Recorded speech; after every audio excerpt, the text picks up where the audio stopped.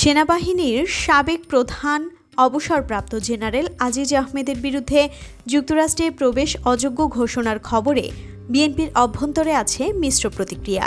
নেতাকর্মীদের একটি অংশ ব্যাপক উচ্ছ্বসিত হলেও অপর অংশ একে বিভ্রান্ত করা হচ্ছে বলে ভাবছে।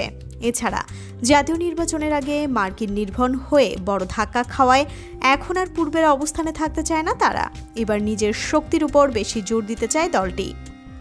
মঙ্গলবার মার্কিন ঘোষণার বিষয়টি প্রকাশ্যে আসার পর বিএনপির বিভিন্ন পর্যায়ের নেতাদের সঙ্গে কথা বলে জানা যায়, এ নিয়ে এখন আশাবাদী হতে চায় না তারা।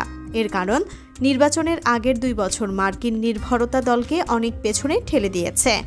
বিএনপির স্থায়ী কমিটির এক নেতা বলেন, নির্বাচন নিয়ে মার্কিনিরা যেভাবে তৎপর ছিল এতে বিএনপির আশাবাদী না হওয়ার কোনো কারণ ছিল না। কিন্তু নির্বাচন পরবর্তী সময়ে আন্দোলনের বিষয়ে কোনো পরামর্শ পায়নি তারা। ফলে এরকম বিনা বাধায় নির্বাচন সম্পন্ন করে ফের ক্ষমতায় এসেছে আওয়ামী লীগ। এজন্য শুধু বিদেশিদের ওপর আস্থা রাখাটা বিচক্ষণতা মনে করছেন না তারা। সূত্রমতে অতিমাত্রায় মার্কিন যুক্তরাষ্ট্র ভিত্তিক রাজনীতি গতিপথ বিএনপিকে বেশ সংকটে ফেলেছে। মার্কিনীদের চাপে নির্দলীয় নিরপেক্ষ তত্ত্বাবধায়ক সরকারের দাবি মেনে ক্ষমতাসীনরা নির্বাচন দিবে এবং বিএনপি ক্ষমতায় আসবে এমন স্বপ্নে দলটি ঘোরের মধ্যে ছিল।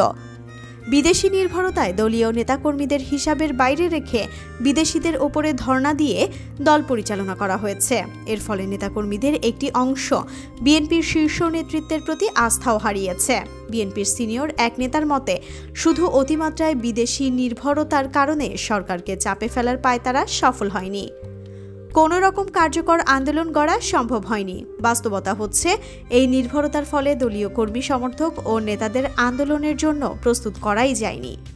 এই নেতার মতে, মার্কিন যুক্তরাষ্ট্র ভিসা নীতি ঘোষণা করার পর নেতারা একে সফলতা চূড়ান্ত ধাপ হিসেবে ধরে নিয়েছিল।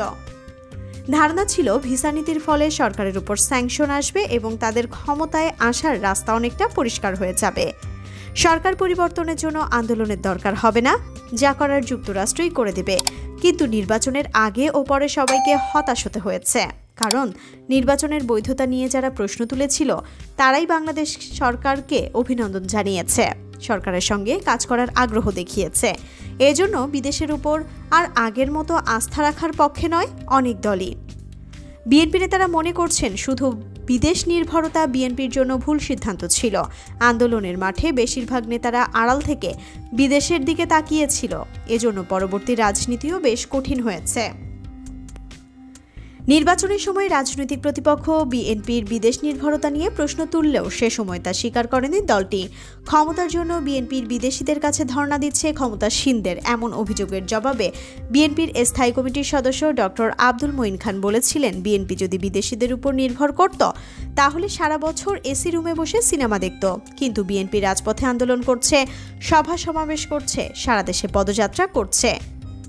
বিএনপি সূত্র মতে, নির্বাচনের পর বিদেশিদের কার্যকরী কোনো উদ্যোগ না থাকায় বিএনপিকে শুধু হতাশই করেছে। এ কারণে মার্কিন যুক্তরাষ্ট্র ছাড়াও অন্য দেশগুলোর সঙ্গে সম্পর্ক নিয়েও সুনির্দিষ্ট কোনো সিদ্ধান্ত নিতে পারেনি তারা। প্রতিবেশী ভারত বিরোধিতার কৌশল নেওয়ার ক্ষেত্রে একবার পিছিয়ে আবার পিছিয়ে গেছে। চীন সহ পূর্বমুখী কূটনীতির দিকেও গুরুত্বের আলোচনা থাকলেও কার্যকরী কোনো উদ্যোগই দৃশ্যমান নয়। সব মিলিয়ে কূটনৈতিক তৎপরতায় বিএনপি কোন পথে এগোবে এ নিয়েও দলের অভ্যন্তরে রয়েছে নানা জটিলতা।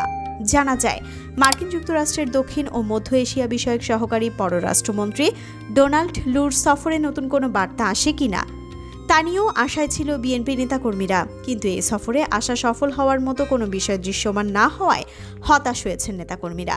তাই সর্বশেষ বাংলাদেশ সেনাবাহিনীর সাবেক প্রধান জেনারেল আজিজ আহমেদের বিরুদ্ধে যুক্তরাষ্ট্রে প্রবেশে নিষেধাজ্ঞার খবরে দলের সবাই আশাবাদী হতে পারছে না। এ বিষয়ে মির্জা ফখরুল ইসলাম আলমগীর বলেন, আজিজের নিষেধাজ্ঞার ঘটনায় নেতাকর্মীদের খুশি হওয়ার কিছু নেই, কারণ এটি আরেকটি বিভ্রান্তি। র্যাব ও পুলিশের 9 কর্মকর্তার উপর নিষেধাজ্ঞা এসেছিল, সরকারের পতন হয়নি। সরকার পতনে বিএনপি নেতাকর্মীদের নিজেদের পায়ে দাঁড়াতে হবে, নিজের শক্তি নিয়েই তাদের পরাজিত করতে হবে। নিজের ঘর যদি নিজে সামলাতে না পারে অন্য কেউ সামলিয়ে দেবে না।